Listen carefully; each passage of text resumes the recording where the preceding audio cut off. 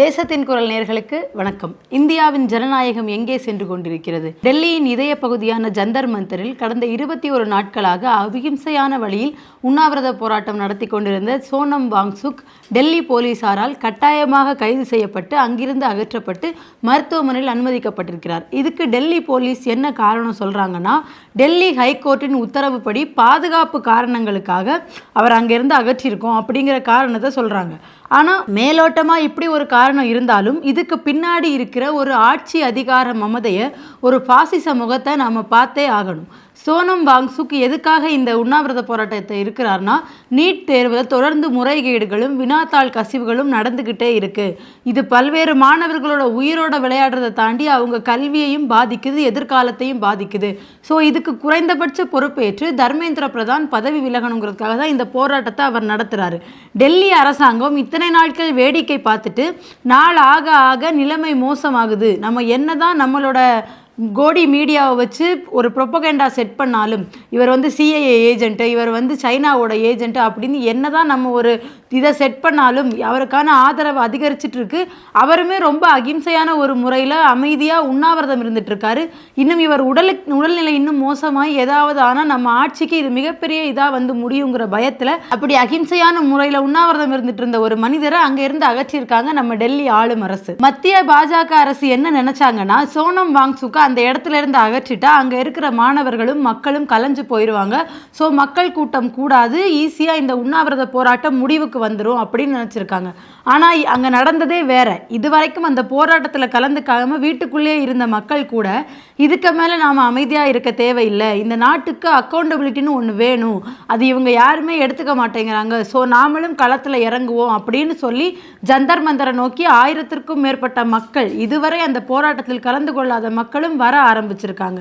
இன்னொரு பக்கம் போலீஸ் அமைதியான முறையில் தான் இந்த கூட்டத்தை நாங்கள் கலைக்க ட்ரை பண்ணுறோம் அப்படின்னு சொல்கிற மாதிரி ஒரு பிம்பம் ஒன்று கட்டமைக்கிறாங்க. நேற்று டெல்லி முழுவதும் டெல்லி போலீஸார் என்ன அனௌன்ஸ்மெண்ட் கொடுக்குறாங்கன்னா, அமைதியான முறையில் கலைஞ்சு போயிருங்க அப்படிங்கிற அனௌன்ஸ்மெண்ட்டை மக்களுக்கு கொடுக்குறாங்க. ஒரு பக்கம் இப்படி ஒரு அனௌன்ஸ்மெண்ட்டை கொடுத்துட்டு இன்னொரு பக்கம் அமைதியான முறையில் கலைக்கிற ஒரு போராட்டத்துக்கு எத்தனை போலீஸார் அவங்க குவிச்சிருக்காங்கன்னு தெரியுமா? 10,000க்கும் மேற்பட்ட போலீஸ்காரங்களை அந்த இடத்துல குவிச்சு வச்சுருக்காங்க.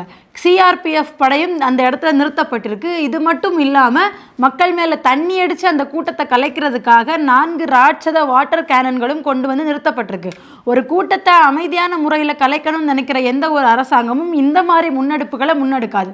போலீஸ் வந்ததை கூட ஓகே, ஆனால் இதுக்கப்புறம் இந்த சிஆர்பிஎஃப் படையாக இருக்கட்டும், தண்ணீர் அடித்து விரட்ட நினைக்கிற இந்த விஷயமா இருக்கட்டும், இதெல்லாம் பண்ண நினைக்கிறது அமைதியான ஒரு முறையில் ஒரு போராட்டத்தை கலைக்கிறதுக்கான விஷயமே இல்லை. அதாவது தடியடி நடத்தி தண்ணி பாய்ச்சி கூட்டத்தை கலைச்சி மக்களை விரட்டிடலாம், இப்படி ஒரு போராட்டமே நடக்காத மாதிரி பண்ணிடலாம் அப்படின்னு ஆளும் அரசாங்கம் நினைச்சதுக்கு மாறாக மக்கள் கூட்டம் அங்கே திரண்டு இன்னும் போராட்டம் நடந்துக்கிட்டு தான் இருக்கு. இந்த போராட்டத்தை ஒடுக்க டெல்லி போலீஸ் என்னென்ன மாதிரியான உத்திகளை கையாளுறாங்கன்னு பார்த்தீங்கன்னா, நம்ம சினிமாவில் பார்க்குற மாதிரி நெஞ்சில் கேமரா பொருத்திருப்பாங்கள்ல, அந்த மாதிரி பாடி வான் கேமராஸ் பொருத்தப்பட்ட போலீஸ்காரர்கள் 270க்கும் மேற்பட்ட போலீஸ்காரர்கள் அந்த இடத்துல நடமாட்டத்தில் இருக்காங்களாம். யார் யார் கோஷம் போடுறா, யார் யார் முழக்கமிடுறா, யார் யார் போராட்டம் பண்ணுறான்னு ரெக்கார்ட் பண்ணி ஒரு பிளாக்மெயிலிங் டாக்குமெண்டேஷன் ஒன்று பண்ணுறதுக்கு இந்த அரசாங்கம் ரெடி ஆகிட்டு இருக்குது. நாளை பின்ன இவங்க மேலே ஏதாவது கேஸ் போட்டுடலாம். இப்போ தமிழ்நாட்டில் நடந்துட்டு இருக்குல்ல, அரசாங்கத்தை எதிர்த்து ஒரு மீம்ஸ் போட்டாலே கைது, தப்ப கேள்வி கேட்டால் கைது, தப்பு பண்ணவங்கள விட்டுட்டு தப்ப கேள்வி கேட்குறவங்கள கைது பண்ண ஒரு முறை நடந்துட்டு இருக்குல்ல, இதுக்கெல்லாம் ஓஜியே நம்ம டெல்லி அரசாங்கம் தான். ஸோ அவங்களோட அந்த பழைய முறையை மறுபடியும் கையில் எடுத்து இந்த மாதிரி ஒரு வேலையும் செஞ்சுட்டு இருக்காங்க. ஏற்கனவே 10,000க்கும் மேற்பட்ட போலீஸார்கள் குவிக்கப்பட்டுள்ள நிலையில் நேற்று இரவோடு இரவாக 1000க்கும் மேற்பட்ட போலீஸ்காரர்கள் மறுபடியும் டெல்லியோட ஜந்தர் மந்தரில் குவிக்கப்பட்டிருக்காங்க. ஸோ இது மிகப்பெரிய போராட்டத்துக்கு வழிவகுக்கிறதுக்கும் வாய்ப்பு இருக்குது. இதுக்கு முன்னாடி நடந்ததும் ஒரு பெரிய அளவிலான போராட்டமாக இருக்கிற பட்சத்தில் இப்போ இந்த உண்ணாவிரத போராட்டத்தை தொடர்ந்து பல்வேறு மக்களும் இதில் கலந்து கொள்ள வெளியே வந்திருக்கிறதுனால இது இப்போதைய ஆளும் அரசுக்கு ஒரு மிகப்பெரிய அடியாக மாறிடுமோ அப்படிங்கிற பயம் பாஜக அரசோட கண்களில் நல்லாவே தெரியுது நமக்கு.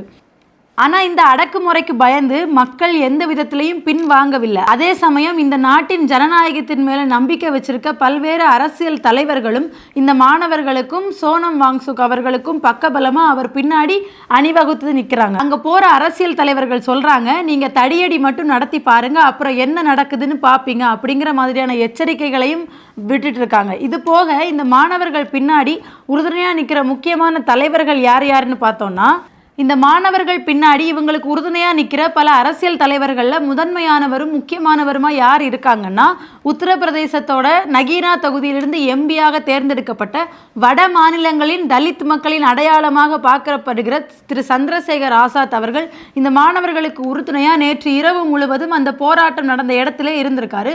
பத்திரிகையாளர்கள் கேட்டதுக்கு அவர் சொன்ன பதில் என்னன்னா, நான் இங்கேருந்து கிளம்பிட்டா என் பின்னால் டெல்லி அரசாங்கம் இந்த மாணவர்கள் மேலே தடியடி நடத்த ரெடியாக இருக்காங்க, அதனால நான் இங்கேருந்து கிளம்ப தயாராக இல்லை அப்படின்னு சொல்லி இரவு முழுவதும் அந்த மாணவர்களுக்கு பாதுகாப்பாகவும் கிட்டத்தட்ட ஒரு காவல்காரர் மாதிரி உட்கார்ந்து அந்த மாணவர்களுக்கு உதவி பண்ணியிருக்காருன்னே சொல்லலாம். அவர் அந்த மாணவர்களுக்கு சொல்கிற விஷயம் ஒன்று தான், நம்ம கையில் இப்போ இருக்கிறது சோனம் வாங்சுக் நமக்கு முன்னாடி செஞ்சு காட்டிட்டு போன அகிம்சைங்கிற அந்த ஒரே ஒரு ஆயுதம் மட்டும்தான். எந்த சமயத்திலும் எந்த நேரத்திலும் வன்முறைக்கு இடம் கொடுக்காம அகிம்சையான முறையில் பொறுமையாகவே நம்மளோட எதிர்ப்பை பதிவு செய்வோம், கண்டிப்பாக இதுக்கான பதில் கிடைக்கும், நம்ம வன்முறையை தேடி போக வேணாம் அப்படிங்கிற மாதிரியான அறிவுரைகளை தான் அவர் அந்த மாணவர்களுக்கு வழங்கிட்டு இருக்காரு. இன்னொரு பக்கம் போலீஸ் இந்த மக்கள் மேலே கண்ணீர் புகை குண்டு வீச்சுறதுக்காக 24 மணி நேரமும் எப்போ கூட்டம் கலையும், எப்போ நம்ம செய்ய வந்ததை செய்யலாம் அப்படிங்கிற ஒரு மோட்டோவோடையே அந்த இடத்த சுற்றி வந்துட்டு இருக்காங்கன்னே சொல்லலாம். அவங்களோட முழு நோக்கம், அவங்களுக்கு ஹையர் அஃபிஷியல்ஸ்லேருந்து ப்ரெஷர் வருது, எப்படியாவது 24 மணி நேரத்துக்குள்ளே இந்த கூட்டத்தை இங்கேருந்து கலைச்சு எந்த விதமான போராட்டமும் நடக்க விடாமல் தடுக்கணும் அப்படிங்கிற அழுத்தம் அமித்ஷா தரப்பிலிருந்து அவர்களுக்கு கொடுக்கப்பட்டிருக்கு. ஸோ அவங்கள ப்ரெஷர் பண்ணுற ஹையர் அஃபிஷியல்ஸுக்கு விசுவாசமாக இருக்கிறதுக்காக எந்த மக்களுக்காக வேலை செய்கிறதுக்கு சம்பளம் வாங்குறாங்களோ அதை மறந்து அந்த மக்கள் மேலேயே அரசாங்கம் ஏவி விட்ட வேலையை செஞ்சுட்டு இருக்காங்க டெல்லி போலீஸார். இந்த பதற்றத்துக்கு ஒரு முக்கியமான காரணம் இருக்குது. அது என்னன்னா, காங்கிரஸ் கட்சியின் பவன் கேரா, ராகுல் காந்தி, சோனியா காந்தி, சமாஜ்வாதி கட்சியின் அகிலேஷ் யாதவ், டிம்பல் யாதவ், ஆம் ஆத்மி கட்சியின் அரவிந்த் கெஜ்ரிவால், சஞ்சய் சிங், உத்தவ் தாக்கரே, பினராயி விஜயன், பிருந்தா காரத் என இந்தியாவின் ஒட்டுமொத்த எதிர்க்கட்சி தலைவர்களும் இந்த மாணவர்களுக்கு ஆதரவாக அவங்க பின்னாடி நிற்கிறாங்க. ஏன்னா அவங்க வைக்கிற ஒரு கோரிக்கைங்கிறது ரொம்ப முக்கியமான கவனிக்கப்பட வேண்டிய கோரிக்கையாக இருக்குது. நீட் எக்ஸாம்னால பல்வேறு மாணவர்கள் உயிரை விட்டுருக்காங்க. அது முதல்ல நடந்தது தமிழ்நாட்டில் தான். சரி, ஒரு விதம் படித்து எப்படியாவது நீட் எக்ஸாமில் பாஸ் ஆகி நம்ம ஆசைப்பட்ட மாதிரி ஒரு டாக்டர் ஆயிடலாம் அப்படிங்கிற கனவோடு இருக்கும்போது எக்ஸாம் பேப்பர் லீக் ஆகிறது, காசு கொடுத்து பாஸ் பண்ணுறது, இல்லை வேறு ஏதாவது அதிகாரிகள் ஹெல்ப் பண்ணி அது மூலமாக பாஸ் ஆகிறது, இந்த மாதிரியான முறைகேடுகள் தொடர்ந்து மாணவர்களோட வாழ்க்கையையும் எதிர்காலத்தையும் பாதிப்புக்குள்ளாக்கிட்டே இருக்குது. இதுக்கெல்லாம் பின்னாடி ஒரு ரீசன் இருக்குது. யாரோ டாக்டர் ஆகலாமா அப்படிங்கிற பாஜக ஆர்எஸ்எஸோட சனாதன கோட்பாடு தான் இதுக்கு முக்கியமான காரணம். ஸோ இந்த நீட் எக்ஸாம் அப்படிங்கிறது ஒழிக்கப்பட வேண்டிய ஒன்று. இந்த நுழைவுத் தேர்வு தேவையே இல்லை. ஒவ்வொரு மாநிலத்திலையும் பாடத்திட்டங்கள், மாணவர்களின் கற்றல் திறன், சமூக பின்னணி, அது வேற இல்லாமல் பொருளாதார நிலைமை, இப்படி எல்லாமே பலதரப்பட்டு இருக்கும்போது ஒவ்வொரு மாநிலத்திலையும் ஒவ்வொரு மாதிரியான சிலபஸ் இருக்குது. இப்போ இங்கே தமிழ்நாட்டில் 12th எக்ஸாம்ஸை ரொம்ப செக்யூராக நடத்துகிற அளவுக்கு ஒரு சிஸ்டத்தை கொண்டு வந்ததுக்கப்புறம் ஆல் இண்டியா லெவலில் இப்படி ஒரு எக்ஸாம் தேவையா அப்படின்னு கேட்டால் கண்டிப்பாக இல்லை. 12th மார்க்ஸ் பேஸ் பண்ணியே கொடுக்கலாம். இதை பல்வேறு கட்சிகளும் பல்வேறு மாநிலத்தின் முதலமைச்சர்களும் கோரிக்கையாக வச்சதுக்கப்புறமும் இதுக்காக போராட்டங்கள் நடத்தப்பட்ட பிறகும் இப்போ வரைக்கும் பல மாணவர் அமைப்புகள், கம்யூனிஸ்ட் கட்சியில் இருக்கிற மாணவர் அமைப்புகளாக இருக்கட்டும், போராட்டம் நடத்தின பிறகும் இந்த அரசாங்கம் எதையுமே கண்டு கொள்ளாமல் எனக்கு என்ன தோணுதோ அதை தான் நான் செய்வேன், அந்த ஒரு பிடிவாதத்தோடு இருக்காங்க. இப்போ டீலிமிட்டேஷன் பில்லையுமே அவங்க அந்த பிடிவாதத்தோடு தான் இருக்காங்க. ஸோ நாட்டோட ஜனநாயகம் எங்கே போகுது? ஒரு பிரஜையோட இன்னொரு சக கட்சியில் இருக்கிறவங்களோட ஒப்பீனியன் கேட்டு எல்லாருக்கும் ஓகேனா மட்டும் பில் பாஸ் பண்ணுறதை தாண்டி எப்படியாவது காசு கொடுத்தோ அடிச்சு பிடிச்சோ இல்லை அவங்கள பற்றின ஒரு விஷயங்களை ரெக்கார்ட் பண்ணி வச்சோ எதையாவது பண்ணி மெஜாரிட்டியை கிளைம் பண்ணி நம்ம செய்யணும்னு நினைக்கிற ஒரு விஷயத்தை, கொண்டு வரணும்னு நினைக்கிற ஒரு சட்டத்தை, மசோதாவை யாரோட ஒப்பீனியனையும் கேட்காம பாஸ் பண்ணணுங்கிற ஒரு பாசிச மனநிலையில் தான் இந்த பாஜக இப்போ வரைக்கும் இயங்கிட்டு இருக்காங்க. இந்த போராட்டத்தை சீக்கிரமாக கலைச்சாகணும், இது நடக்கவே கூடாது அப்படின்னு இவங்க நினைக்கிறதுக்கு பின்னாடி இருக்கிற இன்னொரு முக்கியமான காரணம் சன்சத் சலோ, நாடாளுமன்றத்தை நோக்கி பேரணி அப்படிங்கிற ஒரு மிகப்பெரிய போராட்டத்தையுமே அறிவிச்சிருக்காங்க. இதில் எதிர்க்கட்சி தலைவர்கள், மாணவர்கள், அதோடு சேர்ந்து நாட்டின் முதுகெலும்பாக இருக்கிற விவசாயிகளுமே கலந்து கொள்ள இருக்கிறாங்க. ஸோ இந்த மாபெரும் பேரணி நாடாளுமன்றத்தை போய் அடையும் போது பாஜகவோட அரசாங்கம் அடிமட்டம் ஆட்டம் காண்றதுக்கு வாய்ப்பு இருக்குது. அதனாலேயே வருமுன் காப்போங்கிற மாதிரி முன்கூட்டியே இந்த போராட்டத்தை தடுக்கணும். சொல்லப்போனால் அந்த சன்சத் சலோங்கிற மாபெரும் பேரணி தொடங்கவே விடக்கூடாது அப்படிங்கிறதுல பாஜக ரொம்ப மும்முரமாக இருந்துட்டு இருக்காங்க. இது எல்லாத்துக்குமே அவங்க என்ன நினைக்கிறாங்களோ அதை செய்யணுங்கிறதுக்காக அவங்க இன்னொரு முக்கியமான விஷயம் ஒன்று பண்ணியிருக்காங்க. அது என்னன்னா, இந்த போராட்டத்தை எல்லாம் நிறுத்தணும், இப்படி ஒரு போராட்டம் நடந்ததாவே வரலாற்றில் பதியப்படக்கூடாதுன்னு நினைக்கிறாங்களான்னு தெரியல. இதுக்காக அவங்க திரைமறைவில் பல சதிகளை பண்றாங்க. அதுல ஒரு முக்கியமான சதி என்னன்னா, டெல்லியின் போலீஸ் கமிஷனராக இருந்த சதீஷ் கோல்சாவை இரவோடு இரவா மாத்திருக்காங்க. அவரோட ஓய்வு காலத்துக்கு இன்னும் 10 மாதங்கள் இருக்கு. அப்படி இருந்தும் அவரை தூக்கி அடிச்சிருக்காங்க. ஆனா அவரோட இடத்துக்கு புதிதாக கொண்டு வரப்பட்ட அதிகாரி யார் அப்படிங்கிற கேள்வி எழுதுல. அவர் யாருன்னா அனுராக் குமார் அப்படிங்கிற ஒருத்தரை 1994 ஐபிஎஸ் பேட்ச் அனுராக் குமார் என்பவரை அந்த இடத்துக்கு கொண்டு வந்திருக்காங்க. இன்ஃபேக்ட் அந்த கமிஷனர் மாற போறாரு அப்படிங்கிறது உயர்மட்ட அதிகாரிகளுக்கு கூட முன்கூட்டியே தெரியல. அனுராக் குமாரா வந்து இனிமே நான் தான் டெல்லியோட கமிஷனர்னு அனுராக் குமார் வந்து சொன்னதுக்கு அப்புறம் தான் சதீஷ் கோல்சாவுக்கே தன்னோட சீட்டு கிழிக்கப்பட்டிருக்கு அப்படிங்கிறது தெரியுது. இந்த அளவுக்கு வேகமாக யாரை எங்கே மாற்றணும், இரவோடு இரவாக எல்லாத்தையும் பண்ணி ஒரு போராட்டத்தை ஒடுக்கணும்னு நினைக்கிறாங்கன்னா அந்த போராட்டம் இவங்க ஆட்சியை எந்த அளவுக்கு ஆட்டம் காண வைக்கும்னு அவங்களுக்கு தெரியுது. யார் இந்த அனுராக் குமார்? இன்டெலிஜென்ஸ் பியூரோவோட டைரக்டராக இருந்தவர், அமித்ஷாவோட ஆப்ரேஷனில் பிளானிங் ஹெட்டாக இருந்தவர். கிட்டத்தட்ட அமித்ஷாவுக்கும் இவருக்கும் ஒரு நெருங்கிய நேரடி தொடர்பு இருக்குது. அதனால தான் இவங்களோட போராட்டத்தை ஒடுக்கிற இந்த ஸ்கெட்சுக்காக அவரை ஒரு இரவோடு இரவாக இங்கேருந்து அதிகாரியை மாற்றிட்டு அவரை கொண்டு வந்திருக்காங்க. இவர் வர்றதுக்கு முந்தின நாள் இரவே ஒரு மிகப்பெரிய ஸ்கெட்சு போடப்பட்டிருக்கு.